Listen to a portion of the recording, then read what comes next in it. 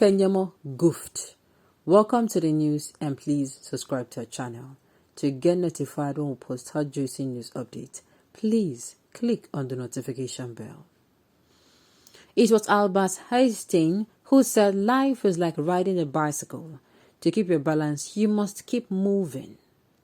But once upon a time, human rights activist, senior advocate of Nigeria's son, and Minister of State for Labor and Employment, Festus Keyamo, who once described himself as anti-establishment, has removed the daunting tug of bravery, fearlessness, and perseverance to join the league of parasitic cocoons who cajole Nigerians towards unnecessary patriotism in order to have access to a commonwealth.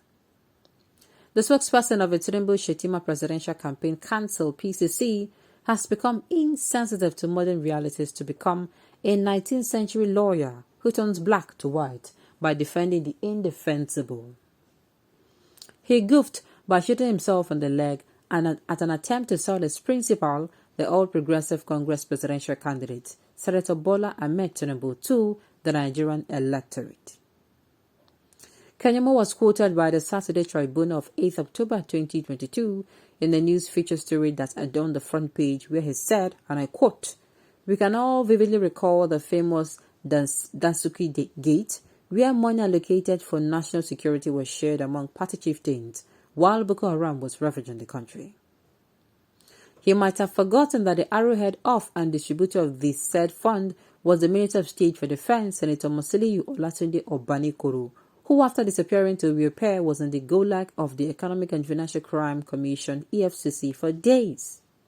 He was subsequently released on bail on a plea bargaining arrangement after publicly confessing and listing the names and companies of beneficiaries of the said fund in the national newspapers. He was smart enough to thereafter switch camp to the ruling All Progressives Congress (APC) for a soft landing, and to date, Nigerians are still in the dark as to whether the plea bargaining has been fully implemented. I was on an errand to deliver a message for him, Obanikoro, at his Ajayi Bembe Close Parkview Estate, Ikoyi, about 3 times towards the tail end of his tenure as Minister of State. During one of such visits, immediately he saw me at the entrance. He jumped into one of the vehicles in his convoy, but stopped outside perhaps with the hope that I would run after his convoy, which I never did. It was at this stage that his Special Assistant Political Affairs came to me and said, "You are lucky. If you had attempted to go near him, those soldiers in his convoy would have shot at you." I asked him why, and he said, "Your name was not on the manifest. The chief that sent you to him ought to have called him to intimate him of your coming."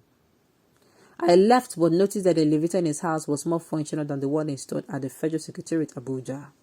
But a few days after, the same political aide called me to help them arrange for a meeting between the chief that sent me and the defense minister, who was now warming up for the Lagos People Democratic Party gubernatorial primary held at Yard 158 Kudrat Abiola Way along Ojota Road. I was on hand to receive them at the chief's Apapa residence. As he was about leaving, the Ile-Ife-born wealthy chief was bluntly telling him that even his son's father-in-law, an Egba High chief, who is now late, has some misgivings about him and advised him to go and mend ways with him. Immediately after hearing this, he rushed into a car in his convoy and quickly jumped down from the chief's car where I was seated to assist Obanikoro in closing the door of the vehicle he entered so he could leave the premises on time. A few days after, he was humiliated and defeated during the primary election by Jimmy Agbaje, despite the security fund at his disposal then. I found wisdom in the saying of his political head because not too long ago, an Abuja-based vendor was shot dead by security aides when he moved very close to the House of Representatives Speaker Femi Gbajabiamia's vehicle, who thereafter went to the lead vendor's house to console the family. Progressives indeed. Wicked, callous, and sadistic. They don't like citing journalists except when they want image laundering, forgetting that you don't light a candle and put it under the bed. The moment you become a public officer, your private life becomes public. Aftermath of a 2020 ensues protest where sustainable industries were raised by arsonists. Unfortunately, those touched were public-spirited ones, but it dawned on me that Tinubu's hegemony in Lagos is a matter of time. When I also noticed that a park at Okwebi Link Bridge named after a prominent Governor Advisory Council member was partially burnt and vandalized, I quickly sent a short message to the medical doctor whom I have interacted with over a decade, congratulating him for surviving a wild protest that could have snowballed into a bloody revolution. As the Director of Strategic Communications at Tiku Campaign Organization, Chief Dele Momodu was tinkering with the idea of reporting the violent attack on his principal in Maiduguri to the General Abdul Salam Peace Panel. Keyamo was legitimizing the attack by saying no recognized law gave the ad hoc committee any form of power to personalize or disqualify any candidate. The cosmetic approach to corruption by the Economic and Financial Crimes Commission has also become a major concern to the stakeholders. When the Kogi State House of Assembly candidate and two others from Rabiu Kwankwaso-led party were arrested on November 1st, 2022, after being caught with 326 million naira and $610,500 cash, were arrested. And the William Van Democrat of Borderland has not done anything wrong to warrant being arrested for prosecution.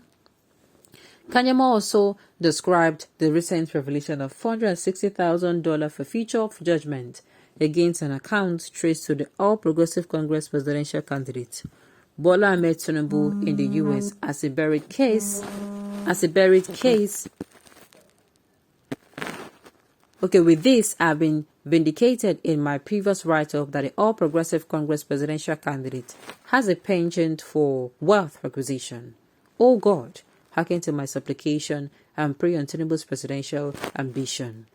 Impose your spirit of person non grata to also long video on him to save Nigeria from global harassment. Now, the thing is, we all know what Keyamo, he has, just within a few months of joining and campaigning for the All Progressives, the guy don't reduce in value, has reduced to minus, not even pause, not even zero, as in minus level.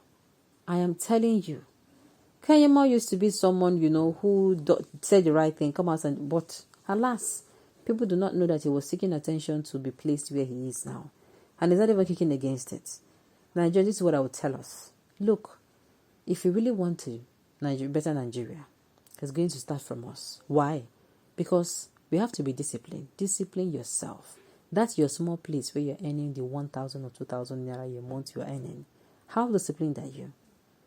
What will they say about you in that particular place? Do you do your job, or do you wait for your job to be done before you do it? Or do you wait for a reminder to do your job? Nigerians, come 2023, let us not make the same mistake. We cannot afford to make another mistake come 2023. Alright, on this note, we have come to the end of the news. We say thank you for tuning in to listen. Until I come your way next time, enjoy the rest of your day.